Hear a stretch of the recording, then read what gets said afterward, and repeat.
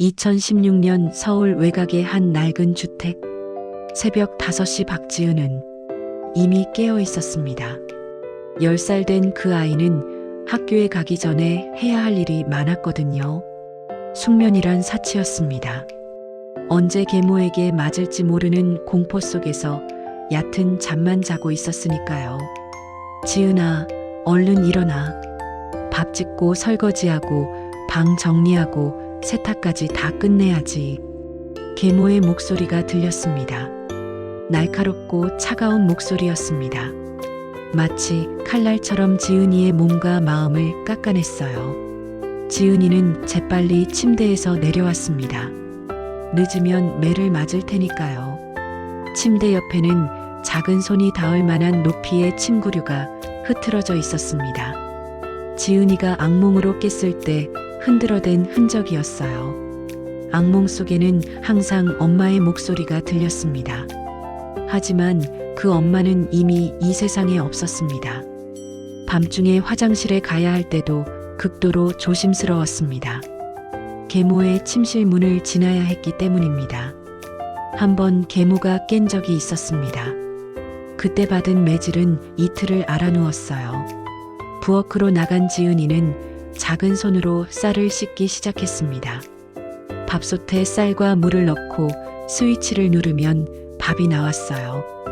그 다음은 어제의 그릇을 씻는 일이었습니다. 따뜻한 물도 없이 찬물로 손가락이 빨갛게 부어올라 있었지만 지은이는 아무 말도 하지 않았습니다. 말하면 안 됐거든요. 여보, 밥 됐어? 계모의 남편인 지은이의 아버지가 나타났습니다. 아버지는 대기업 과장이었습니다. 그런데도 계모에게 할 말이 없었어요. 지은이의 생모를 쉽게 버리고 계모와 재혼한 그 남자는 자신의 선택을 정당화하기 위해서라도 전처의 딸을 외면할 수밖에 없었습니다. 아, 네. 밥 다 됐습니다. 지은이가 막 차렸어요. 계모는 마치 자신이 한 일처럼 말했습니다. 아버지는 고개를 끄덕였을 뿐 지은이를 보지 않았습니다. 신문지와 스마트폰만 들었어요. 밥상에는 아버지와 형들 계모의 친생아들, 그리고 계모를 위한 것들이 차려졌습니다. 계란말이, 미역국, 돼지고기 구이, 새우젓, 멸치볶음. 모두 정성스레 준비한 음식이었어요. 하지만 지은이를 위한 것은 따로였습니다. 보리밥 한 그릇과 시래기 무침뿐이었습니다. 반찬도 가장 낡은 접시에 담겨 있었어요. 지은아, 빨리 먹고 학교 가. 너 때문에 늦으면 안 돼. 지은이는 계모가 시키는 대로 밥을 빨리 먹었습니다. 밥을 잘 씹지도 않고 목구멍으로 넘겼어요. 그리고 자신이 사용한 그릇을 자신이 씻었습니다. 학교에 가기 전에 할 일이 하나 더 있었거든요. 거실을 쓸고 식탁을 닦고 욕실을 청소해야 했습니다. 엄마, 아니 계모가 아침에 꼭 점검했거든요. 엄마, 저 옷이 다 작아요. 새 옷 하나만 사주세요.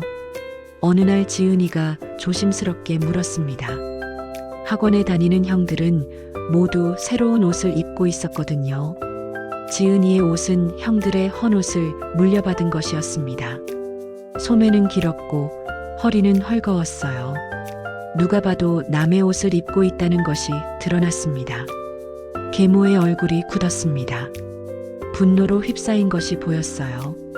뭐? 새 옷? 네 아버지 돈 버는 게 줄었는데 다른 건 다 사주고 너 때문에 돈이 부족해. 그 낡은 옷도 못 입냐? 욕심이 많네. 정말 그 말은 거짓이었습니다. 아버지는 충분히 벌었고 계모와 형들을 위한 소비는 매우 많았거든요. 계모는 매달 명품 가방을 사고 에스테틱에 다녔으며 형들은 최신 게임기를 갖고 있었습니다. 심지어 얼마 전에는 가족 전체가 해외여행을 갔어요. 지은이를 제외하고. 지은이는 할머니 댁에 맡겨졌습니다. 하지만 지은이는 계모의 말을 믿을 수밖에 없었습니다. 누구를 믿겠어요? 자신을 낳은 엄마는 죽었고 아버지는 자신을 외면했으며 이 집의 모든 권력은 계모가 쥐고 있었거든요. 가장 두려웠던 것은 말대꾸하는 것이었습니다. 계모에게 말대꾸를 하면 체벌이 뒤따랐거든요. 야, 너 자기한테 입혀줄 옷도 없는데 뭐라고 하냐? 계모는 손가락으로 지은이의 뺨을 때렸습니다.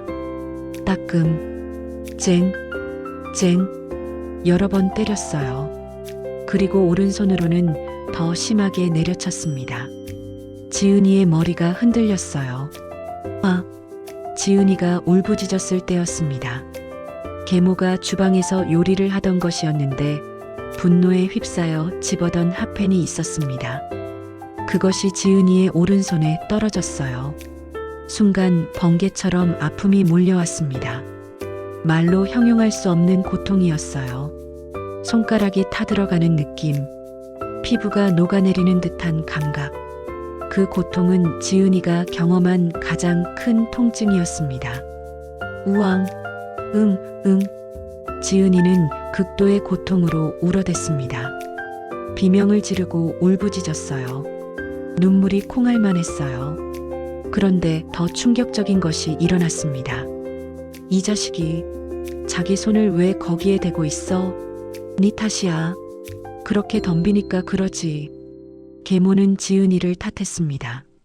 자신이 던진 핫펜 때문에 손가락이 흔들리는 화상을 입은 것이 지은이의 탓이라고 말했어요. 응급실에 간 것은 아버지의 결정이었습니다. 계모가 강력하게 권했기 때문이었어요. 의료 기록이 남으면 안 된다고 계모는 미리 협박했습니다. 만약 병원에서 이게 학대라고 말하면 너를 감옥에 보낼 거야. 그리고 너는 고아원에 갈 거야. 알겠지? 하지만 응급실의 의사가 상황을 수상히 여겼어요. 의사는 30년 경력의 노의사였습니다. 이건 우연한 사고라기보다는 계획적으로 보입니다. 불이 난 핫펜에 손가락이 떨어진 것 치고는 화상의 깊이가 깊고 넓습니다. 그리고 몸에 이렇게 많은 타박상이 팔, 다리, 등에도. 의사는 아이 학대를 의심했습니다. 하지만 아버지는 의사의 말을 무시했습니다. 계모의 말을 더 믿었기 때문입니다. 아이가 장난치다가 실수한 거고요. 제가 잘 챙기겠습니다. 그렇게 아버지는 계모를 택했습니다.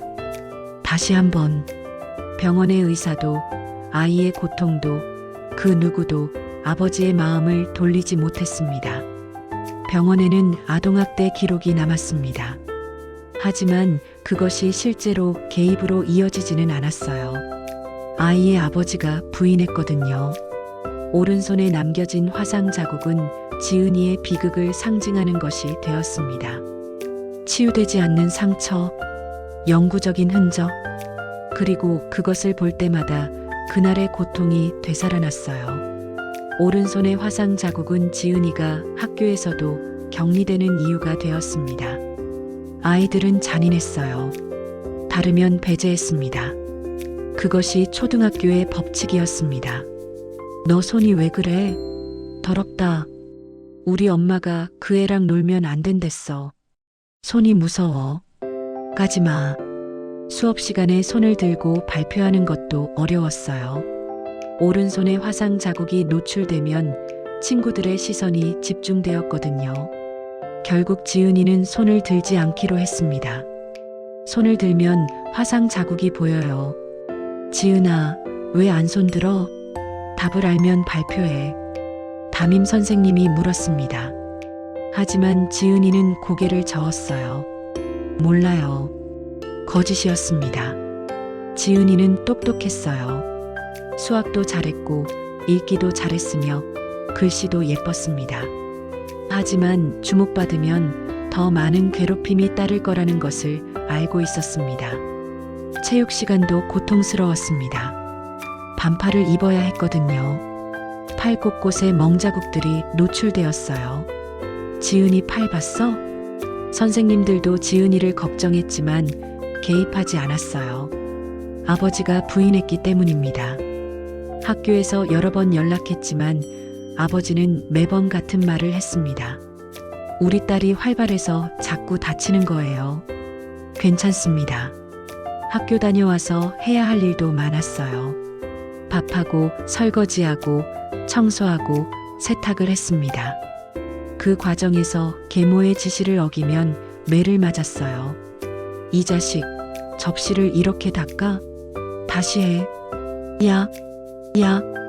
손가락은 더 상처가 났습니다. 화상 자국 주변이 자꾸 부딪혔거든요. 숙제를 할 시간이 거의 없었습니다. 밤 10시가 되어서야 모든 일이 끝났습니다. 그때쯤 지은이는 너무 피곤해서 책을 펼 힘도 없었습니다. 지은아, 너 점수가 자꾸 떨어지네. 공부를 좀 해라. 계모는 지은이가 공부를 덜 한다고 비난했습니다. 아버지도 고개를 저었어요. 하지만 지은이가 공부를 못하는 건 잘 때문이 아니라 시간이 없었기 때문이었어요. 침대에 누워서도 마음이 편하지 않았어요. 언제 계모가 들어올지, 언제 매를 맞을지 모르는 불안감이 있었습니다. 엄마. 지은이는 밤마다 자신을 낳은 엄마를 그렸습니다. 그 엄마는 자신이 3살 때 암으로 세상을 떠났어요. 지은이는 엄마의 얼굴을 명확하게 기억하지 못했습니다. 단지 따뜻한 손길, 부드러운 목소리, 그리고 향수 냄새만 기억했어요. 꿈속에서 그것들을 본 건지, 실제로 본 건지 구분도 되지 않았습니다. 시간이 흐르면서 지은이는 점점 위축되었습니다. 학교에서도 조용해졌고 발표도 하지 않았으며 친구를 사귀려는 시도도 포기했습니다. 자신은 다르다는 것을 알고 있었거든요. 다르면 안 된다는 것도. 지은이, 넌 왜 항상 혼자 있어? 담임 선생님도 지은이를 걱정했습니다. 몇 번이나 지은이를 불러 이야기했어요. 집에서 잘 지내?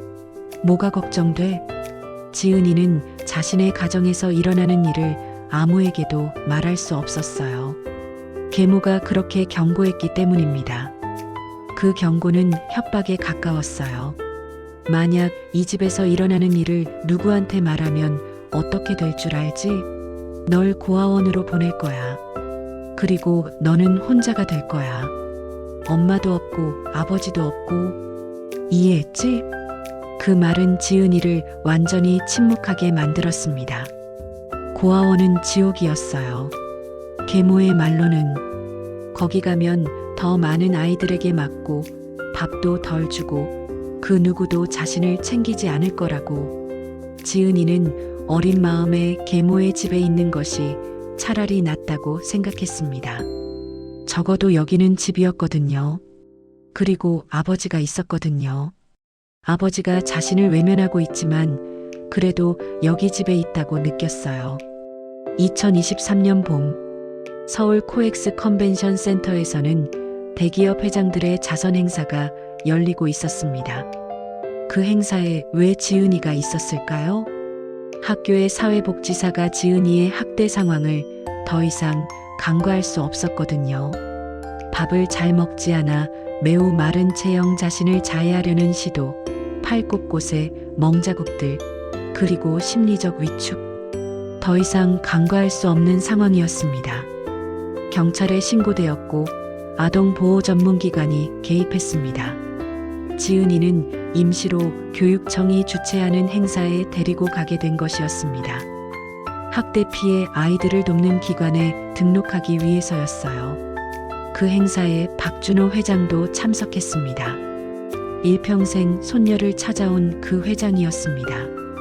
박준호 회장은 딸을 잃은 지 29년. 딸 박현영은 혼외 출산으로 딸을 낳았고 그 딸을 어딘가에 맡겼다가 결국 스스로 목숨을 끊었습니다. 그녀는 30살 때였어요. 자살이었습니다. 회장은 손녀의 정보가 거의 없었어요. 다만 생년월일이 1995년 7월 15일이고 출산 직전에 화상사고를 당해 오른손에 화상 자국이 있다는 것뿐이었습니다. 딸이 남긴 일기에 그렇게 적혀 있었거든요. 그리고 만약 딸이 있다면 박지은이라고 부르고 싶었다고도 적혀 있었어요. 29년 동안 회장은 수많은 고아원을 찾아다녔습니다. 전단지도 뿌렸고 TV 방송에도 나갔습니다. 하지만 단서는 찾을 수 없었어요. 그저 기다리고 또 기다렸습니다. 행사장에서 회장은 아이들을 위로하고 다니고 있었습니다. 아동학대를 없애기 위해 거액의 기금을 지원하겠다는 약속도 했어요.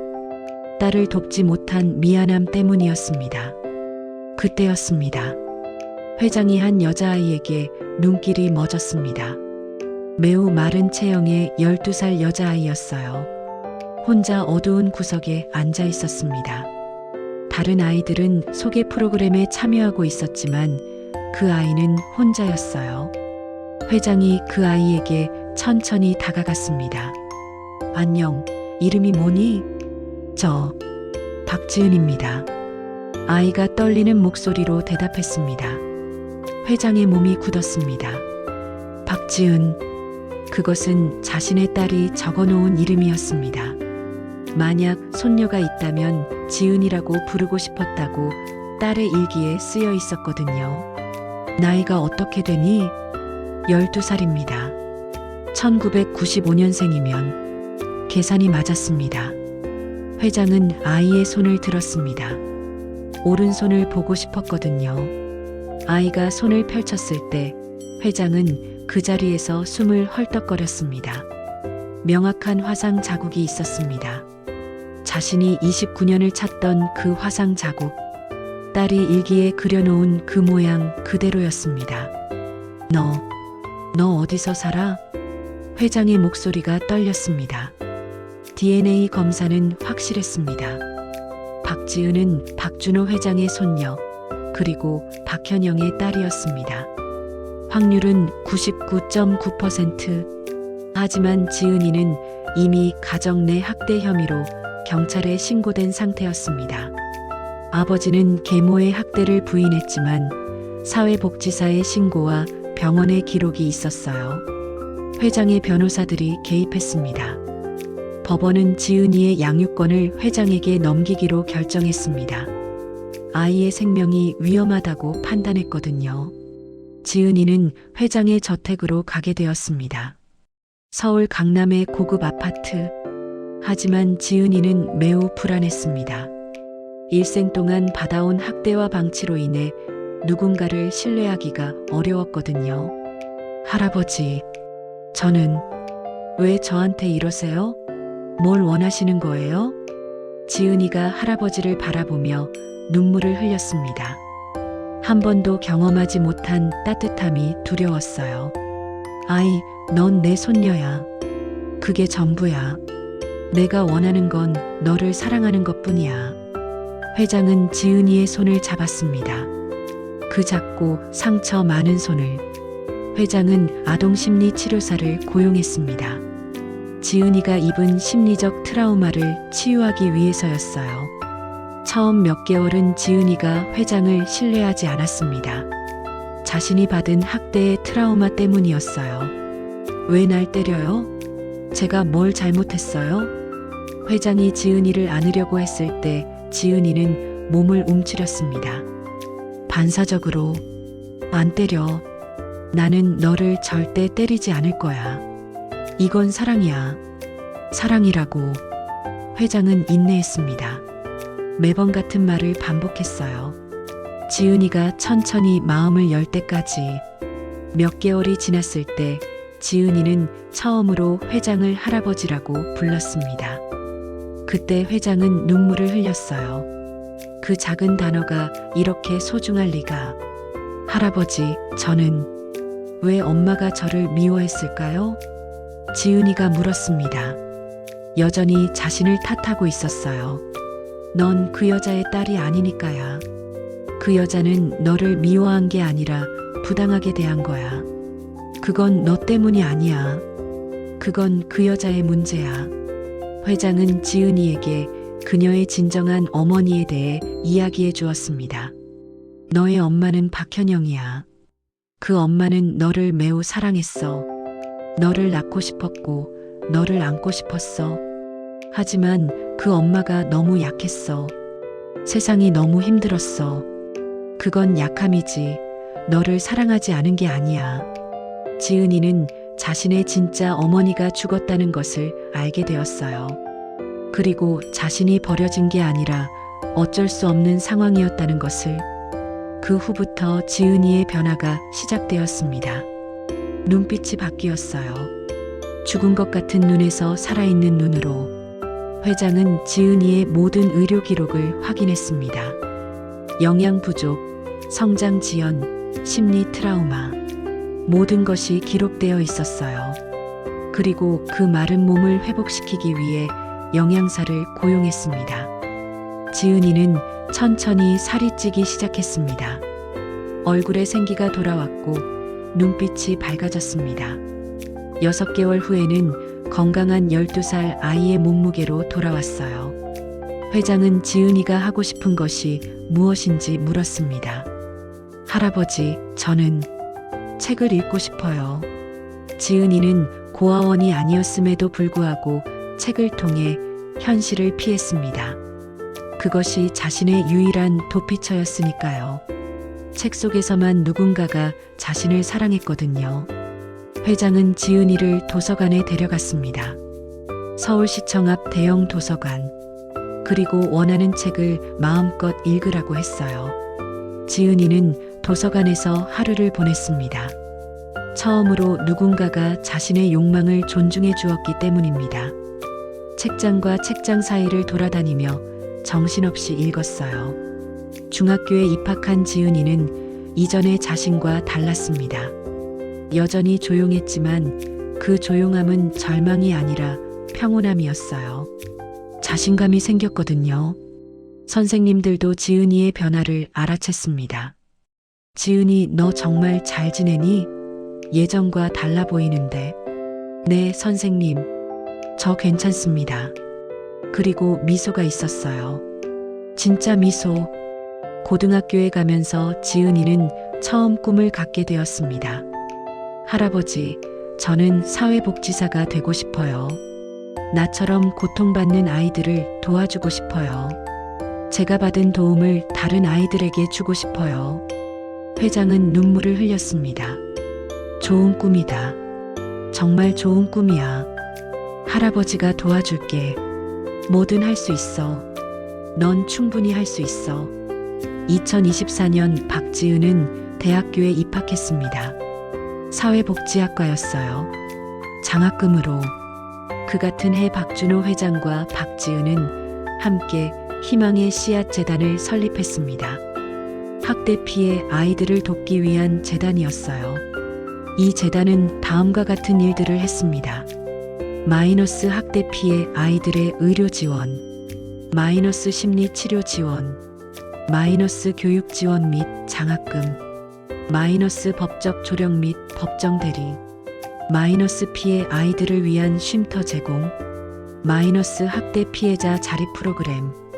박지은은 자신이 받은 고통을 다른 아이들을 돕는 힘으로 변환했습니다. 저는 제가 받은 고통을 잊을 수 없습니다. 하지만 그 고통이 다른 아이들을 도움으로써 의미가 생길 수 있다고 생각합니다. 그녀는 학대 피해 아이들의 지원 모임에서 이렇게 말했습니다. 지금 고통받는 여러분, 나도 여러분과 같았습니다.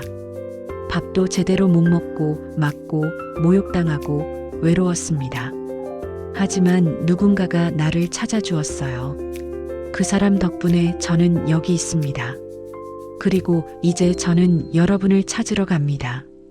여러분도 포기하지 마세요. 박준호 회장은 그 후 5년을 더 살았습니다. 손녀와 함께한 그 시간들은 자신이 딸을 잃은 슬픔을 어느 정도 치유할 수 있는 시간이었어요. 매년 3월 15일은 특별한 날이 되었습니다. 지은이의 생일. 회장과 지은이는 딸이자 어머니인 박현영의 묘를 찾았어요. 엄마, 지은이가 잘 지내고 있어요. 진짜 잘 지내고 있어요. 회장은 손녀의 손을 잡고 이렇게 말했습니다. 할아버지가 세상을 떠나자 지은이는 할아버지의 유산을 모두 희망의 씨앗 재단에 기부했습니다. 할아버지, 고마워요. 할아버지가 없었다면 전 지금 어디서 뭐 하고 있을까요? 지은이는 할아버지의 묘 앞에서 이렇게 중얼거렸습니다. 당신이 저를 찾아주지 않았다면 저는 지금도 그 집에서 고통받고 있었을 거예요. 하지만 당신이 저를 찾아주셨어요. 그리고 이제 저는 다른 아이들을 찾아줄 거예요. 지금도 박지은은 희망의 씨앗 재단의 상임이사로 일하고 있습니다. 그녀는 학대 피해 아이들을 만날 때마다 자신의 이야기를 들려줍니다. 나도 너처럼 컸어. 계모에게 맞고 굶고 학대받았어. 손도 화상을 입었어. 하지만 나를 찾아준 사람이 있었어. 그리고 그 사람이 나를 사랑해 주었어. 그래서 지금 내가 여기서 너를 도와주고 있는 거야. 아이들의 눈빛이 바뀝니다. 누군가가 자신들을 이해하고 자신처럼 아팠던 사람이 자신들을 돕고 있다는 사실이 희망이 되기 때문입니다. 박지은은 자신의 저서 나를 찾아준 손길에서 이렇게 썼습니다. 가장 어두운 시간에 나를 찾아준 사람이 있습니다. 그는 내 할아버지였고 동시에 내 구원자였습니다. 이제 나는 다른 아이들을 찾는 사람이 되었습니다. 누군가 나를 찾아주었듯이 나도 누군가를 찾아주고 싶습니다. 그것이 내 삶의 의미입니다. 계모의 학대 속에서 침묵하던 초등 여자아이 박지은. 그녀가 만난 할아버지는 그녀의 인생을 완전히 바꿔놓았습니다. 그것은 우연이 아니라 필연이었을지도 모릅니다. 수백 명의 학대 피해 아이들이 지은이를 통해 새로운 삶을 살고 있기 때문입니다. 모든 상처는 치유될 수 있고 모든 고통은 사랑으로 바뀔 수 있다는 것을 박지은은 증명했습니다. 당신도 외로운 아이라면, 당신도 고통받는 아이라면 희망을 잃지 마세요. 어디선가 누군가가 당신을 찾고 있을지도 모릅니다. 그리고 그 누군가를 찾은 후에는 당신이 다른 누군가를 찾아줄 차례입니다. 그렇게 세상은 조금씩 따뜻해집니다.